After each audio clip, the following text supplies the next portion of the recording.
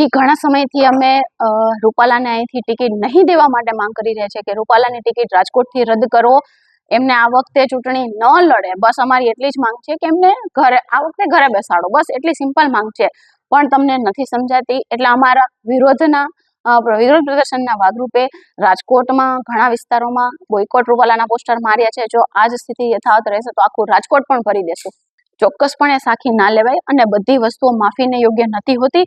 રૂપાલાભાઈ જે બોલ્યા છે એ અત્યંત નિંદનીય છે, કારણ કે એ એમના માટે બોલ્યા છે કે જે અમારા માટે પૂજનીય છે, વંદનીય છે. 16,000 રાણીઓ કે જેમણે જોહર કર્યા હતા એમના માટે આવા અભદ્ર શબ્દ બોલ્યા છે. તો આ વસ્તુ અમે જરા પણ સાખી નહીં લેવાય.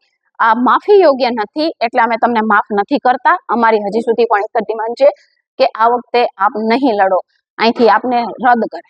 માંગ સ્વીકારવામાં નહીં આવે તો હજી પણ અમારા આંદોલન ચાલુ જ છે, આંદોલન ચાલુ જ રહેશે. સભાઓ ચાલુ જ છે, બધે ગામડે ગામડે અને તાલુકે તાલુકે એમનો વિરોધ થઈ રહ્યો છે. પહેલા તો એવું હતું કે ભાઈ ખાલી ભાજપથી રૂપાલાથી વાંધો છે, ભાજપથી વાંધો નથી, પણ હવે જો ભાજપ આ વસ્તુ નહીં સમજે તો ગામડે ગામડે ભાજપનો પણ બહિષ્કાર કરવામાં આવ્યો છે. એમની વિરુદ્ધના પોસ્ટરો લગાવ્યા છે. ભાજપના કાર્યકર્તાઓને ગામમાં એટલે કે પ્રવેશબંધી થઈ ગઈ છે. આ ચાલુ થઈ ગયું છે.